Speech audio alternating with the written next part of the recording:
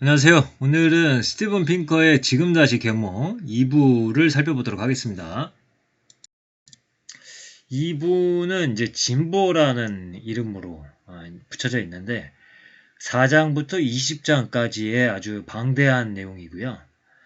여러 가지 분야에서 이제 그래프를 통해서 보건대 세상이 점점 더 나아지고 있다라는 것을 이야기를 하고 있습니다. 그래서 이제 마치 예전에 살펴본 한스 로슬링의 팩트폴리스, 이 책의 2부처럼 느껴지기도 합니다.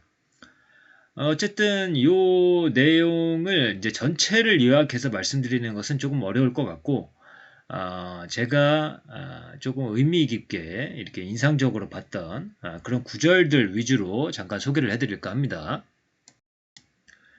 그래서 이 지금 다시 개몽에서 이제 강조하는 것은 결국에 인간의 이성, 과학적 사고, 이런 것들을 강조를 하고 있고, 결국에는 이제 지식과 어떤 기술 같은 것들이 이 소멸될 운명에 처해 있는 인간에게 어떤 조금이라도 저항할 수 있게 해주는 그런 것들이다. 그래서 이제 기술과 지식에 대해서 강조를 하고 있습니다. 식량과 자금의 원조가 낳은 효과에 대해서는 사람마다 의견이 다르지만 기술 원조는 정말로 큰 이익이 되었다는 점에서는 모두가 동의한다. 그것은 의약품, 전자기술, 작물 품종, 농업, 상업, 공중보건의 실천 모델 등이 되겠습니다. 그리고 또 다른 구절에서 해방적 가치의 단일 예측 가운데 가장 정확한 것은 1인당 교육 수준, 정보 접근성, 과학기술 생산성, 제도의 투명성을 조합한 세계은행의 지식 지수일 것이다. 벨첼은 지식지수가 각국의 해방적 가치 지수 편차의 70%를 설명하고 따라서 GDP보다 훨씬 정확한 예측인자라는 사실을 발견했다. 그래서 이러한 통계 결과는 계몽주의의 중요한 통찰, 즉 지식과 제도가 도덕적 진보로 이어진다는 생각의 정당성을 입증해준다. 우리 조상들이 인공적으로 불을 피우는 법을 익히기 전까지 외부 환경에 노출된 사람은 말 그대로 땔감이 되어 그들의 목숨을 구할 수도 있었던 재료 위에서 죽어갔을 것이다. 방법을 몰랐기 때문이다. 협소한 의미에서는 기후가 그들을 죽였다. 하지만 깊이 생각하면 지식의 부족이 그들을 죽인 것이다. 그래서 지식과 기술 이런 것들을 굉장히 근본적인 것들, 굉장히 중요한 것으로 보는 것을 알 수가 있습니다. 그래서 이 계몽주의에는 이제 예전에는 어떤 낭만주의라는 어떤 그런 적이 있었고, 이제 최근에는 포퓰리즘이라는 적이 있다. 힘겹게 획득한 지식이 사회의 발전의 열쇠임을 인정하지 않음으로써 포퓰리즘은 엘리트와 전문가를 폄하하고 언론의 자유, 의견의 다양성, 이기적인 주장에 대한 사실 검증에 가치를 부여하는 사상의 자유시장을 경시한다. 수십 년간 세계를 휩쓸어 온 리버럴하고 세계주의적인 계몽주의적 휴머니즘과 그것에 반발하고 있는 퇴행적, 권위주의적, 부족주의적 포퓰리즘 사이에 긴장 관계가 있다. 그리고 이러한 포퓰리즘은 노인들의 운동이라고 표현을 하고 있습니다. 그림에서 볼 수 있듯이 포퓰리즘의 귀환을 대표하는 트럼프, 브렉시트, 유럽 포퓰리즘 정당의 지지자 수는 출생 연도에 따라 극적으로 하락한다. 그래서 이제 아래 그림을 보시면은 이 아래쪽이 X축이 탄생 코호트, 그러니까 세대를 표시를 한 거고요. 그다음에 Y축이 그 지지율 같은 것들을 표시를 한 거거든요. 그래서 과거에 태어났던 세대들이 조금 더 브렉시트나 유럽 포퓰리즘 정당이나 트럼프에 대한 지지율이 높다는 것을 볼 수가 있습니다. 그리고 이제 많은 계몽주의 사상가들이 전쟁에 대해서 반대를 했었고, 온화한 상업이라는 이론을 제시를 했습니다. 이것은 뭐냐면은 국제무역은 전쟁의 매력을 떨어뜨린다. 라는 것이고, 실제로 전후에 무역이 GDP에서 차지하는 비중은 치솟았으며, 정량적 분석에 따르면 다른 모든 조건이 일정할 때 무역관계가 밀접한 나라들끼리는 전쟁을 벌일 가능성이 작다라는 것이 통계적으로 보여지고 있습니다. 그리고 민주국가들끼리는 서로 전쟁을 벌이지 않을 것이라고 단언하기는 어렵겠지만 데이터는 그것보다 완화된 민주주의 평화 이론을 지지한다. 즉, 더 민주주의 국가들은 서로 군사분쟁에 돌입할 가능성이 더 작다는 것이다. 그래서 무역관계가 있거나 민주적인 국가들끼리는 그 전쟁의 가능성이 줄어든다라는 것을 볼 수가 있습니다. 그래서 이제 아래는 이제 열강들끼리의 어떤 전쟁의 어떤 빈도 같은 것들을 이제 보여주는데요. 시간의 지남에 따라서 그 빈도가 이제 떨어지는 것을 볼 수가 있습니다.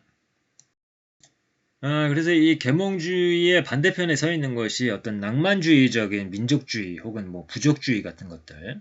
그래서 낭만적 궁극주의는 민족 집단의 언어, 문화, 고향, 인종을 찬양하고 그리고 국가가 민족적으로 정화된 주권 국가를 통해서만 자신의 운명을 실현할 수 있다고 주장하는 낭만적 민족주의와 결합했다.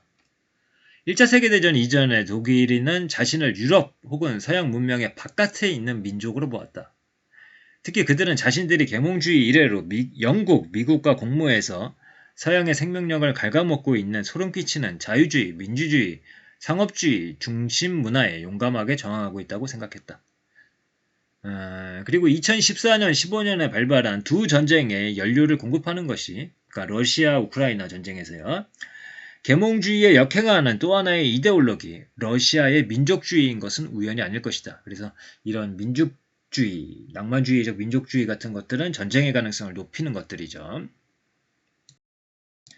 그 다음에 이제 환경 분야입니다. 현재 이 세계의 기후변화는 일어나고 있습니다. 이건 인정하고 넘어가자고 이야기를 합니다. 이제 주요한 이 기후변화에 대한 반론들은 모두 논박되었고 여러 회의주의자마저도 기후변화 가설을 수긍하게 되었다. 그래서 조사 결과에 따르면 동료평가를 거친 과학문헌 6만 9,406편의 저자 가운데 단 4명이 인간에 의한 지구온난화 가설을 부정하고 있으며 동료평가를 받은 문헌들에는 가설을 반증하는 설득력 있는 근거가 포함되어 있지 않다라고 합니다. 그래서 이제 기후변화가 발생하고 있고 이 기후변화를 어떻게 해결할 것이냐라고 했을 때 이 책의 관점인 이 휴머니즘적 관점의 환경주의 요거를 이제 생태 모더니즘의 어떤 흐름으로 설명을 하고 있습니다. 이 생태 모더니즘은 이제 세 가지의 이제 전제를 갖고 있는데요. 첫 번째로는 일정 수준의 오염은 열역학 법칙, 제2법칙에 피할 수 없는 결과라는 인식을 갖고 있습니다.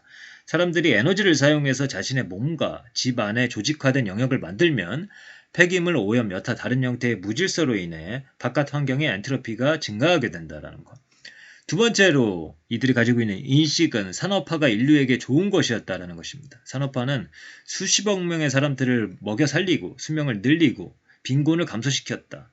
다만 이 공해와 서식지 손실이 발생하기는 한다. 그런데 그것으로 인한 비용이 이런 혜택과 견주어서 평가되어야만 한다라는 것이고요. 세 번째 전제는 이러한 인간 복리 대 환경 손상의 막걸의 내용은 기술을 통해 재조정될 수 있다는 것이다. 그래서 기술을 통해서 해결할 수 있다는 관점 이렇게 보시면 되겠습니다. 그래서 이제 오른쪽에 그래프를 보시면은 해양의 유류 운송은 이렇게 점차 오른쪽으로 가면서 증가를 하고 있는데 기름 유출은 오른쪽으로 가면서 계속 줄어드는 것을 볼 수가 있습니다. 그래서 이렇게 교차하는 두 곡선은 환경보호가 경제성장과 공존 가능하다는 그 증거로 볼 수가 있습니다. 정유사가 유조선 사고를 줄이기를 원하는 것은 신기한 일이 아니다. 그들의 이해관계는 환경보호의 이해관계와 서로 맞아떨어진다라고 이야기를 하고 있습니다. 그래서 이제 그 기후 변화가 일어나고 있고 그것을 이제 근본적으로는 기술적으로 해결할 수 있다라는 관점도 갖고 있고 그것에 대한 해결책을 이야기하는 가운데 이런 이야기도 합니다. 서로 다른 정치적 입장을 가진 경제학자들도 정부와 시장의 고유한 이점을 잘 조합하고 있다는 점에서 한 목소리로 탄소 유류화를 지지하고 있습니다. 물론 탄소세는 좌파가 우려하듯이 가난한 이들에게 타격을 가하고 우파가 불쾌해하듯이 돈을 민간 부분에서 공공부문으로 이전시킨다. 하지만 그런 효과는 판매, 급여, 소득, 그 외 다른 종류의 세금과 자금 이전 경로를 조정하는 방식으로 충분히 중화할 수 있다. 그래서 이제 탄소 유료화에 대한 이야기를 하고 있고요. 그 다음에 핵 발전, 핵 에너지에 대한 긍정적인 관점도 이어지고 있습니다. 그리고 이제 마지막으로 이제 기술 발전에 대한 강조를 하게 되는 것입니다. 자, 그래서 누가 되었든 어떤 연료를 사용하든 대폭적 탈탄소화의 성공은 기술 발전에 달려 있을 것이다. 2020년에 세계가 가진 지식이 최고라고 여길 이유가 어디 있단 말인가? 탈탄소화를 위해서는 원자력 기술뿐 아니라 다른 영역의 혁신도 필요하다. 단속적으로 공급되는 재생에너지를 저장해 둘, 전지, 분산된 공급원에서 모은 전기를 분산된 사용자에게 분산된 시간에 분배할 수 있는 인터넷과 유사한 지능형 전력망, 시멘트, 비료, 강철 생산 같은 산업공정에 전기를 공급하고 공정을 탈탄소화할 기술, 고밀도의 운송 가능한 에너지가 필요한 대형 트럭과 비행기에 사용할 액화바이오 연료, 그리고 이산화탄소를 포집하고 저장할 방법 등이 그것이다. 그래서 이제 이 환경운동을 하시는 분들, 이런 분들에 대한 이 스티븐 핑크의 관점은 조금 복잡하다라는 것을 알 수가 있습니다. 이제 첫 번째로는, 이제 운동단체는 항상 위기를 외쳐서 열기를 유지해야 한다고 느낀다. 그래서 이들이, 의도적으로 오버하는 경향이 있고 이것이 진보가 그동안 이뤄온 성과를 잘못 측정하게 만들고 사람들에게 회의주의에 빠지게 하는 그런 측면이 있다라고 이제 이야기를 하는 것이고, 또 한편으로는 이들의 올바른 지적이 진보의 방향을 수정함으로써 진보 그 자체에 기여하기도 한다라고 이야기를 하기도 합니다. 그래서 어쨌든 예를 들어서 이제 기후에 대해서 어떤 위기를 외치는 것, 규제를 하는 것들, 이런 것들은 이제 어느 정도는 필요하다라고도 이야기를 합니다. 기후변화 대처는 수십 년에 걸쳐 노력해야 하는 일이기 때문에 만약 기쁘게도 기온 등이 상승하기를 멈춘다면 그때 가서 규제를 철회해도 늦지 않다라고 이야기를 하고요.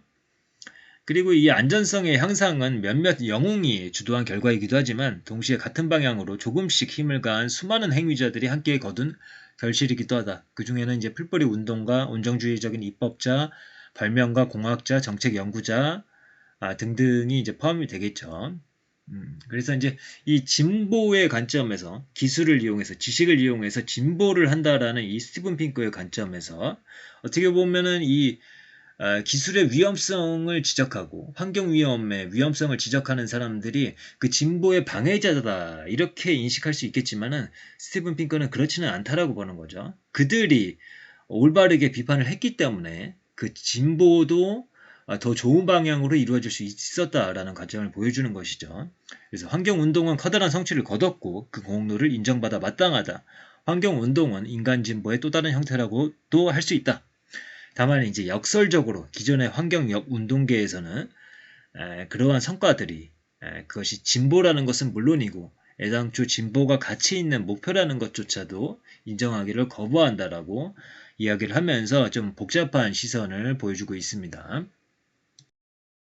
그래서 사실 이 책의 백미는 여러 가지 이제 그래프들을 보는 거, 그런 것들을 통해서 자신의 어떤 선입견들, 잘못 알고 있었던 것들을 수정하는 데 조금 의의가 있지 않나 이렇게 생각을 하는데요.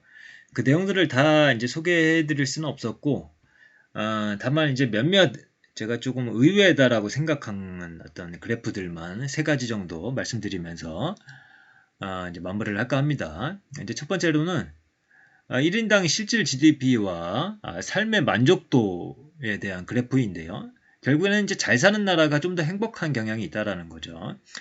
그래서 이제 좀 부자인 나라가 꼭 행복한 것은 아니다라고 이제 막연하게 생각해 왔었는데 사실은 그렇지 않다라는 것을 보여주는 그래프라서 약간 의외라고 생각이 됐었고요.